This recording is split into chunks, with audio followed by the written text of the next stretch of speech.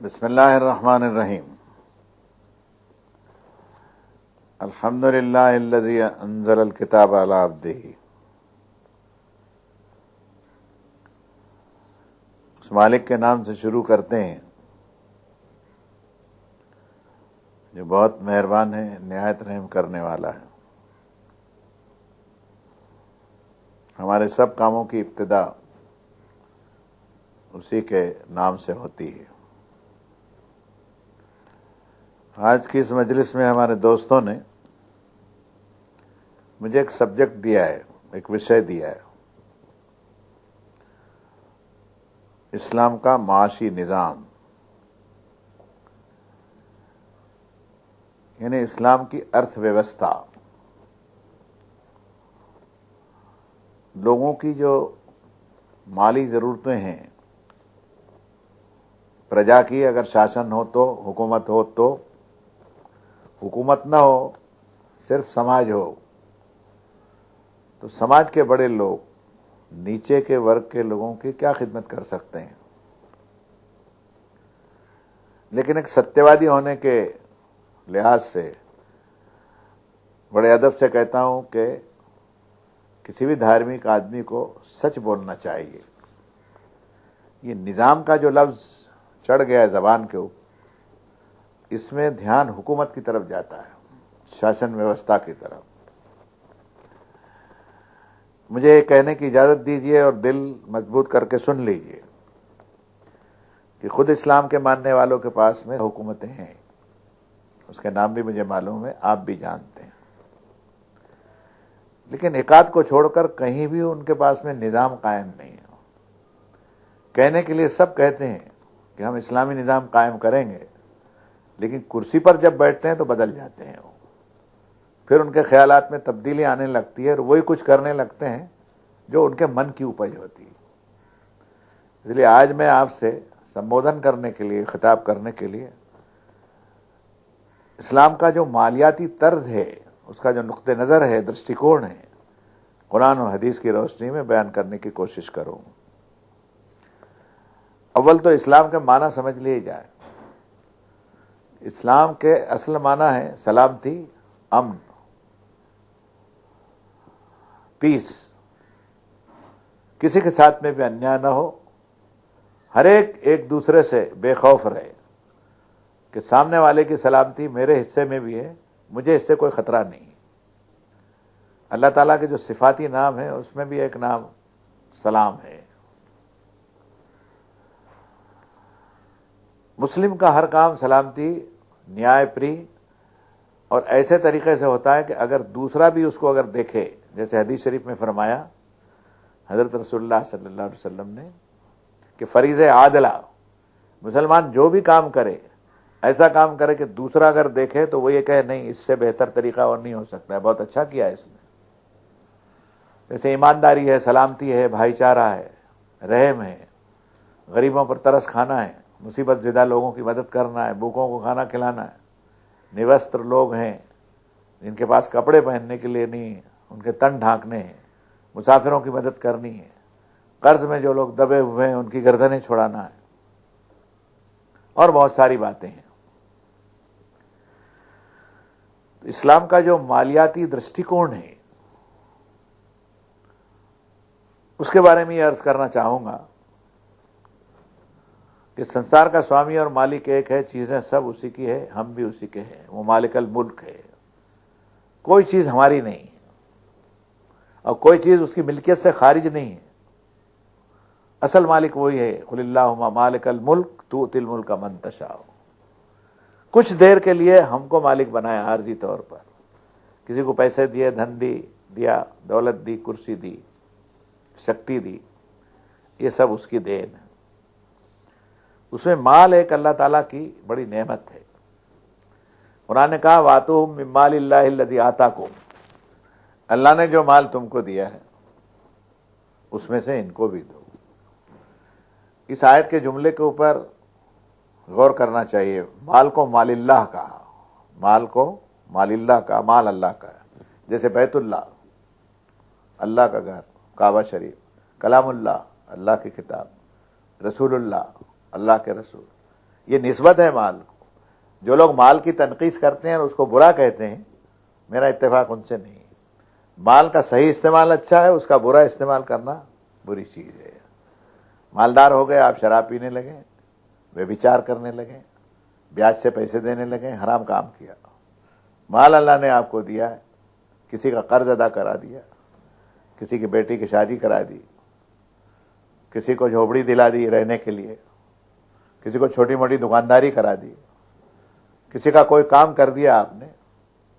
یہ بڑا کام ہوا ہے کہ اللہ کی رضا چاہنے کے لیے ایک ذریعہ ہے. اس لیے فرمایا یوتی مال ہو یتزکا. مومن جو ہے وہ اپنا مال اللہ کے راستے میں دوسروں کو دیتا ہے کہ ستھرا پن آ جائے اس کے مال میں، اس کے تزکیہ آ جائے، اس کے مال میں پوترتا آ جائے. اب یہ کہنا چاہیں گے کہ دنیا میں اس کے دو راستے ہیں. ایک راستہ تو شاشن کا ہے، حکومت کا ہے، گورنمنٹ کا ہے، اور ایک راستہ ویکتیگت ہے اور سماجک ہے، یعنی شخصی ہے. موجودہ دور کے اندر جو لوگ معیشت کی بات کرتے ہیں ان کے دماغ میں حکومت کا ایک خط سوار ہوتا ہے کہ ہم حکومت قائم کر لیں. سینکڑوں حکومتیں جب موجود ہیں تو اس میں سے کسی ایک دو حکومت کے اندر اس کا تجربہ کرنا چاہیے کہ دیکھو یہ ہمارا مالیاتی نظام ہے اور اس میں ہم نے غریبی کے مسئلے کو حل کر لیا، قرضدار کوئی نہیں رہا، بھوکا کوئی مر نہیں رہا ہے، بیماروں کے علاج برابر ہو رہے ہیں، لوگوں کی ضرورتیں پوری ہو رہی ہے، روزی کسی کو کم مل رہی ہے، کسی کو زیادہ مل رہی ہے، لیکن کوئی شخص بھوکا نہیں مر رہا ہے، کوئی شخص یہاں پر قرض کے بوجھ سے دبا ہوا نہیں ہے. علاج کی ساری سہولتیں جو ہیں سرکار نے مہیا کی ہیں. یہ کام کرنے کے تھے. پچھلے 100 سال کے اندر جتنی تحریکیں اٹھی انہوں نے مالیاتی نظام کا بہت ہنگامہ کیا، لیکن جب تھیوری وجود میں آئی، متشکل ہونے لگی اور سلطنتیں بننے لگے تو پھر سیکولرزم، فلانا ازم ایسا کر کے انہوں نے اس کو کئی ڈھنگ کے اوپر اس کو موڑ دیا. میں اس وقت یہ کہنا چاہوں گا کہ سلطنت اگر ہمارے پاس میں نہیں ہے تو سماج مر تھوڑی گیا ہے. ویکتی تو زندہ ہے نا. ویکتی سے سماج ہے، سماج سے حکومت ہے. اسلام نے نشانہ ویکتی کو بنایا، یعنی شخصیت کو، آدمی کو بنایا. اس سے کہا کہ یہ مال تیرے پاس میں. مثلا ایک آیت پڑھتا ہوں، قارون کا نام آپ نے سنا ہوگا. یہ بہت بڑے ٹھیکیدار اور بہت بڑے پیسے والے آدمی تھے. حضرت موسیٰ کے چچازاد بھائی بھی مفسرین نے ان کو بتایا. اتنا مالدار تھا کہ قرآن نے کہا کہ وَآتَيْنَاهُ مِنَ الْكُنُوزِ مَا إِنَّ مَفَاتِحَهُ لِتَنُوءَ بِالْعُصْبَةِ أُولِي الْقُوَّةِ. اتنے خزانے ہم کو دیے تھے کہ ان خزانوں کی چابیاں اتنی وزندار ہوتی تھی کہ بڑی بڑی جماعتیں اٹھاتے اٹھاتے تھک جاتی تھی. آپ اندازہ لگا سکتے ہیں کہ کروڑوں اربوں خربوں، یعنی آج کے زمانے میں ڈالر تو نہیں کہہ سکتے، لیکن اس زمانے میں جو سکہ ہوگا اور جو سادن ہوگا. حضرت موسیٰ کے لوگوں نے اس کو اترانے پر اور اس نے اپنے مال کا ڈیکوریشن کرنا اور دھوس جمانا اور اس کو فضول خرچ کرنے کا جو اس نے راستہ اختیار کیا تھا، اس میں ان کو منع کیا. منع کرتے وقت جو ایک اصل بات کہی ہے اسی کا میں سہارا لیتا ہوں، پورا قصہ نہیں بتا سکوں. ان کا وَابْتَغِ فِيمَا آتَاكَ اللَّهُ الدَّارَ الْآخِرَةَ وَلَا تَنْسَ نَصِيبَكَ مِنَ الدُّنْيَا وَأَحْسِنْ كَمَا أَحْسَنَ اللَّهُ إِلَيْكَ. ان کا قارون بھائی، ہم تم سے یہ نہیں کہتے کہ یہ مال کو برباد کر دو، لیکن جو مال اللہ نے تم کو دیا ہے اس میں آخرت کا گھر بنا لو کہ مرنے کے بعد تم کو وہاں پر اللہ کے یہاں اس مال کے خرچ کرنے کا اجر ملے. اور اللہ نے جو تم کو مال عطا فرمایا ہے، مالی سہولت دی ہے، احسان کیا، وہ احسان تم اللہ کے ان بندوں کے اوپر بھی کرو. تو نتیجہ یہ ٹھہرا کہ وہ ورگ جو کچلا ہوا ہے، دبا ہوا ہے، اور رزق کے سادھن میں کچھ لوگوں نے قبضہ جمع کر کے بہت ساری دولت حلال طریقے سے یا حرام طریقے سے جو بھی جمع کر لی ہے، اس کی تعداد اتنی ہے کہ اگر اس کا صحیح استعمال ڈھنگ اور طریقے سے ہو اور خدا کے بتائے ہوئے طریقے سے ہو تو دنیا میں جو یہ غریبی اور یہ افلاس آج تمہیں دکھائی دے رہا ہے وہ دیکھنے کے لیے نہیں ملے. یہ قرآن مجید کی ایک آیت ہے. فرمایا فَلَقْتَحَمَ الْعَقَبَةَ وَمَا أَدْرَاكَ مَا الْعَقَبَةُ فَكُّ رَقَبَةٍ أَوْ إِطْعَامٌ فِي يَوْمٍ ذِي مَسْغَبَةٍ. فرمایا انسان تم پریکشا کی، امتحان کی گھاٹی سے گزر نہیں سکا. پھر اپنے نبی کی طرف اشارہ کیا. کلاسیکل لینگویج میں جو کتابیں نازل ہوئی اس کا ڈھنگ بڑا عجیب و غریب ہوتا ہے.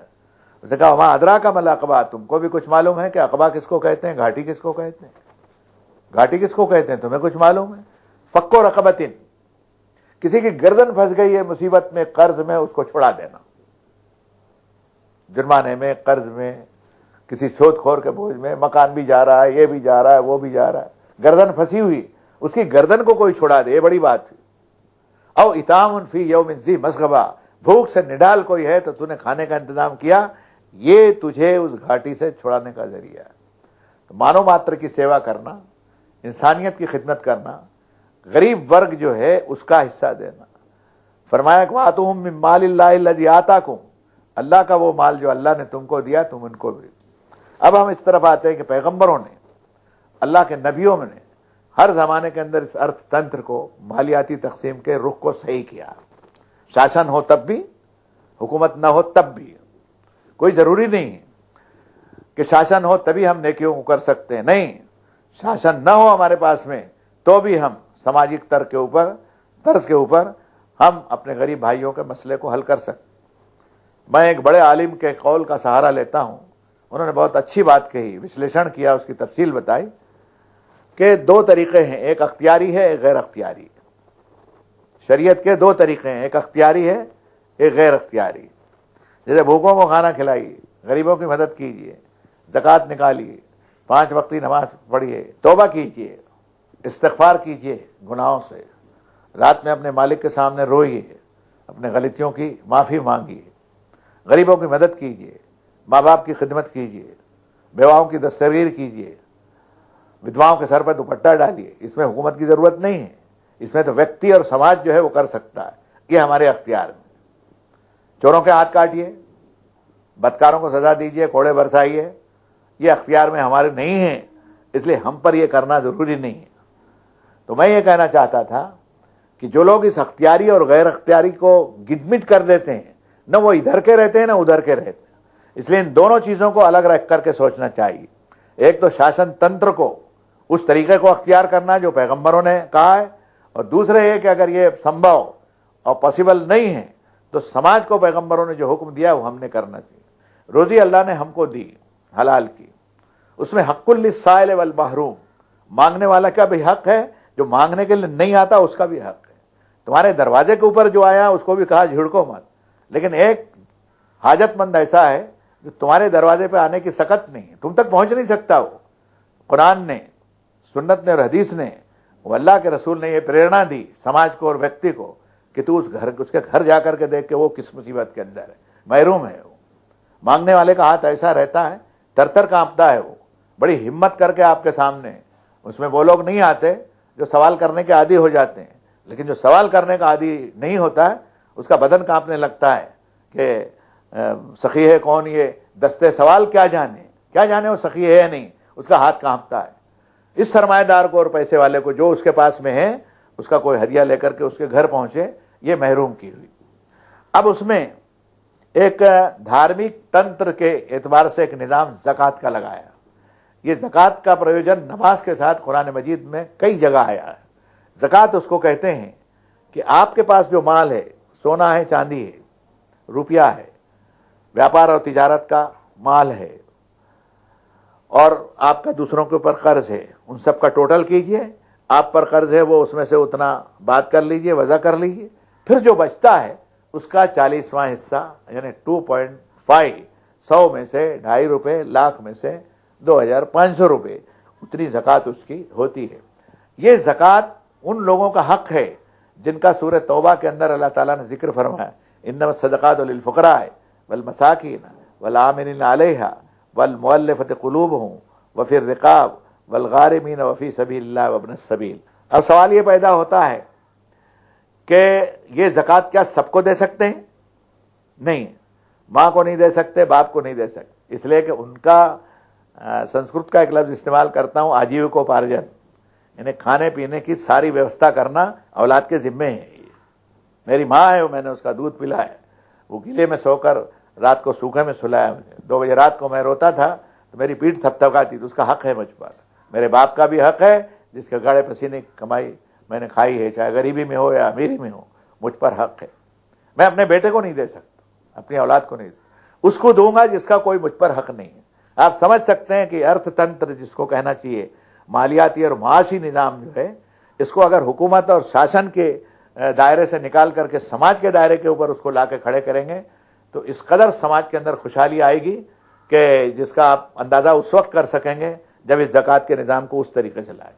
اگر سماج کے لوگ اپنے طور پر، خاص طور پر مسلم سماج کو بھی آواز دیتا ہوں اور ہندوستان کے دوسرے سماج کو بھی، کہ وہ اس کے اوپر غور کریں کہ ہم اس مسئلے کو، آرتھک تنتر کو اور معاشی سلسلے کو اور اس نظام کو کس طرح بغیر حکومت کے اس کو حل کر سکتے ہیں، تو ایک تو اس میں زکوٰۃ لے لی۔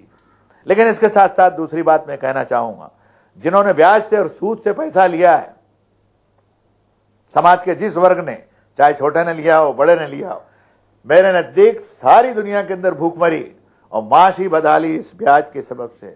بیاج خورا 2.5-3 سال کے اندر پوری رقم جو اس نے بیاج کی دی ہے وہ وصول کر لیتا ہے اور اس کے بعد میں اتنی کی اتنی رقم باقی۔ سورہ روم کے اندر فرمایا کہ یہ جو سود خوری کرتے ہو، بالربا لیربو فی اموال الناس، سود خوری کرتے ہو، اس سے مال بڑھے گا نہیں، مال میں سڑاند ہوگی۔ جیسے مرا ہوا جانور جو ہے وہ پھول جاتا ہے اور اس میں بدبو آتی ہے، ویسے مال میں بدبو آئے گی۔ انسانیت کے لیے کوئی شبھ سوچنا اس کے اندر نہیں ہے، اس کے اندر خرابی ہے۔ لیکن اگر زکوٰۃ دو گے تو تمہارے دگنے ہوں گے۔ زکوٰۃ پر پیغمبروں کی دعا ہے، زکوٰۃ پر اللہ کا، اس سنسار کے سوامی کا وعدہ ہے کہ میں دگنے کروں گا۔ مسلم سماج کے اندر اللہ کا شکر ہے کہ آج بھی ان کے زکوٰۃ کا ٹوٹا پھوٹا جیسا بھی ہے نظام قائم۔ خود اس ملک ہندوستان میں 22 کروڑ مسلمان بستے ہیں اور لاکھوں مدرسے ہیں ہمارے، یتیم بچے، اناتھ، جن کے ماں باپ ان کو پڑھا نہیں سکتے، اسکول میں سرکار ہم سے پیسے لے لیتی ہے، شکشن کر لیتی ہے، لیکن ہمارے بچوں کو پڑھا نہیں سکتی وہ۔ ہم جو کام اس وقت کر رہے ہیں اس میں معاشی نظام اور طبقاتی کشمکش کو ہم درست نہیں کر سکیں گے جب تک ان دو چیزوں کی طرف ہمارا دھیان نہ جائے، ایک تو زکوٰۃ اور دوسرا سود سے اور بیاج سے پرہیز کرنا۔ مہاجنی سود جو ہے بعض جگہ 17% کے اوپر، میں نے باہر کے غریب ملک کے اندر بنگلہ دیش میں دیکھا 17% بیاج، یعنی 100 روپے اس کو کسان کو اس نے دیے، 83 روپے دیے اور 17 روپے بیاج کے کاٹ لیے، ہر مہینے میں 17 تیا 51، تو اس کا مطلب یہ ہوا کہ 3 مہینے کے اندر تو اس نے آدھا پیسہ تو اپنا پونا پیسہ اس نے وصول کر لیا۔ غریب زندہ کیسے رہ سکتا؟ اس لیے غریبی کو ہم جو غریبی ہٹاؤ کہتے ہیں، میرا خیال ہے نعرہ یہ دینا چاہیے غریبی گھٹاؤ۔ غریبی کو ہٹاؤ کے بدلے آپ غریبوں کو ہٹانا شروع کر دیں گے، اس سے بہتر ہے کہ غریبی گھٹاؤ۔ غریبی گھٹانے کے یہ 2 سادھن ہیں، لیکن یہ 2 ہی سادھن ہیں ایسا نہیں، قرآن نے ایک اور سادھن بھی بتایا، اس نے کہا وَلَا تُبَذِّرْ تَبْذِيرًا ان المبذرین کانوا اخوان الشیاطین وکان الشیطان لربہ کفورا۔ فضول خرچی مت کرو، ضرورت سے زیادہ چیزوں کے اوپر خرچ مت کرو۔ ایک مکان بنایا آپ نے، فرش بچھا لیجئے، فریج ہے، ٹھنڈا ہے، گرم ہے، بستر ہے، ٹیلی فون ہے، اس میں کوئی حرج نہیں۔ لیکن بعض لوگوں کو دیکھا 2 لاکھ روپے کے قالین بچھاتے ہیں، لاکھوں روپے کا ڈیکوریشن کرتے ہیں۔ یہ فضول خرچی ہے۔ مانو ماتر کے لیے، انسانی زندگی کے لیے جو چیزیں ضروری ہے اس کے اوپر تمہارا خرچ ہونا چاہیے۔ ناچ گانوں کی محفلوں میں لاکھوں کروڑوں روپے خرچ ہوتے ہیں، چیزوں کا ناش کرتے ہیں۔ پیغمبروں نے کہا چیز کو ویسٹ مت کرو، چیز غریب کے ہاتھ میں دو، چیز اللہ کے نام کے اوپر دو اور اپنی نجات کا دروازہ کھول لو، دنیا میں بھی اور آخرت میں۔ آپ دیکھیں گے ہمارے کتنے تہوار ایسے ہیں جس میں لاکھوں کروڑوں روپیہ جو ہے ہم برباد کرتے ہیں، جو کسی غریب کی دوا میں کام نہیں آتا، اس کے قرض کی ادائیگی میں کام نہیں آتا، اس کے بچوں کی پڑھائی میں کام نہیں آتا، اس کے کپڑوں کے اندر کام نہیں آتا، اس کے مکان کی چھوٹی جھوپڑی کی رہائش کے اندر بھی کام نہیں آتا۔ پیغمبروں نے سارا پروجن کیا۔ تو فضول خرچی کے اوپر اسلام نے، قرآن نے پابندی لگائی اور منع کیا اور ان کو شیطان کی برادری کے لوگ بنایا۔ دوسری چیز اس کے اندر یہ سمجھنے کی ہے کہ زکوٰۃ کا جو رقمیں ہیں اس کے ہمارے یہاں علماء بہت سے مسئلے بتاتے ہیں، ان کو پوچھتے بھی رہتے ہیں لوگ اور لوگوں کو عام طور پر معلوم بھی ہے۔ میں اس میں اتنا ہی کہنا چاہوں گا کہ چیز اللہ کے نام پر مستحق آدمی کا جو اس کا قرض دار ہے اور اس کا قرض ہے ہم کے اوپر، ہم کوئی احسان نہیں کر رہے ہیں، اس کی چیز تھی اس کے ہاتھ میں دی، تو 40ویں حصے کا ایک مطلب یہ بھی ہوتا ہے کہ ایک شخص اپنے مال کی زکوٰۃ نکالتا ہے، 40واں حصہ 40 برس کے بعد میں وہ پوری دولت اس کے پاس تو جیسی ہے رہے گی لیکن غریب کے گھر میں بھی چلے جائے گی۔ یہ قرآن مجید نے ایک آیت کے اندر ایسی بات کہی کہ قرآن کے سوا کوئی کہی نہیں سکتا، لِكَيْ لَا يَكُونَ دُولَةً بَيْنَ الْأَغْنِيَاءِ مِنْكُمْ۔ دولت جو ہے اس کی چلت پھرت اور اس کا سرکولیشن صرف مالداروں میں بھی نہیں ہونا چاہیے، ان کے گھروں سے بھی اس کو گزرنا چاہیے۔ یہ بالکل سریتا اور ندی کی طرح ہے کہ ندی کی نہر جو ہے آپ نے باندھ دیا اس کو, کسی اور کے یہاں اس پائپ لائن نہیں جا سکے گی, تو سمجھو مال کو آپ نے روک لیا. اس لیے وہ چاہتا ہے کہ مال کا سرکولیشن ہو. سود کو بند کرنے کے بعد میں سود خور جو ہے وہ خود بیپار کی منڈیوں کے اندر آئے گا, یا کسی غریب کو اپنی رقم دے کہے گا بھائی بدن کی محنت تو کر, رقم میں دیتا ہوں, آدھا تو نے لینا آدھا میں نے لینا. اس طرح مہاجنی سسٹم جو ہے اس کو ختم کرنے کے لیے بھی اس کا ایک پروجن ہے. میں یہ نہیں کہتا کہ اس کو ختم کیجئے اس کو ختم کیجئے. مسلم سماج سے میرا یہ کہنا ہے کہ وہ زکوٰۃ کے نظام کو اس طریقے سے خرچ کرے کہ جو ضرورت مند لوگ ہیں, مثلا اقربین میں جو قریبی لوگ ہیں, ہمارے قریبی رشتہ دار ہیں جن کی کوئی بھرن پوشن کی شرعی ذمہ داری ہم پر نہیں, ہم ان کے مسائل میں دلچسپی لیں. انہوں نے مہاجنی سود سے کسی سے قرض لیا ہے, ان کے قرض کی ہم واپسی کا انتظام کریں. ان کی بیماریوں میں, ان کے گھر اور مکان کے اخراجات میں, ان کی بچیاں سیانی ہو گئی اور کسی طرح اٹھ نہیں رہی, تو اس کو ٹھکانے لگانے کے اندر کتنی ایسی چیزیں ہیں جس کے اندر ہم خرچ کر سکتے ہیں. اس طرح سماج اللہ کا فضل ہے, مجھے کوئی شکایت نہیں ہے, مسلم سماج اللہ کے فضل سے کرتا ہے, لیکن اس کو کرنے کے لیے اور ہاتھ ہمارے آگے بڑھے. اور ہمارے وہ دیش واسی جس میں سبھی مذہب کے لوگوں سے میں کہتا ہوں کہ آپ کے مال کو نشٹ کرنے کے بجائے, اس کو ویسٹ کرنے کے بجائے اللہ کے بندوں کو غریبوں کے ہاتھ میں دیجئے, ان کی ضرورتوں کو پورا کیجئے اور اپنی نجات کا راستہ نکال. تو خیریت اسی کے اندر ہے کہ ہم مالیاتی نظام جو ہے اس کے بارے میں سیمینار کریں, ہم سوچیں اور اس کے راستے نکالیں. دوسرے بھائی بھی اس میں ہمارا ساتھ دیں, اس لیے کہ کوئی یہ صرف مسلمانوں کا مسئلہ نہیں ہے, دوسری قوموں کے اندر بھی غریبی ہے. اس غریبی کو دور کرنے کے لیے اور اس میں ان کی مدد کرنے کے لیے ہم جو کچھ کر سکتے ہیں اس کے راستے ایک تو زکوٰۃ سے نکلیں. دوسرے اسلام کی یہ خوبی ہے, تہوار ہوا آپ کا, تہوار میں خوب دھوم دھام نہیں کی, آن دھویا, اچھے کپڑے پہنے, عید کی نماز پڑھنے کے لیے گیا اور اناج نکالا اس نے, جس کو فطرہ کہتے ہیں. میں کہتا ہوں کہ ہم اس سماج میں ڈھنگ اور طریقے سے کام کریں زکوٰۃ کا اور فطرے کا. اچھا اس کے علاوہ صدقات, کوئی گناہ ہو گیا, کوئی قسم کھا لی, توڑ رہا ہے, 10 مسکینوں کو کھانا کھلاؤ, کپڑا پہناؤ. اپنی عورت کو کچھ الٹی سیدھی بات کہہ دی, فرمایا 60 روزے رکھو, نہیں تو 60 مسکینوں کو 60 غریبوں کو کھانا کھلاؤ یا اس کو کپڑا پہنا. مطلب اپنے گناہ کو, اپنے پاپ کو क्षमा مانگنے کے لیے اپنے مالک کے پرتی وہ وفادار رہے اور غریب کو وہ مال دے. اس طریقے سے اگر ہماری زندگی کا عمل ہوا تو دھرم کو ہم, مذہب کو ہم ارتھ تنتر کو درست کرنے کے لیے استعمال کر سکتے ہیں. خدا آپ کی اور ہماری حفاظت فرمائے.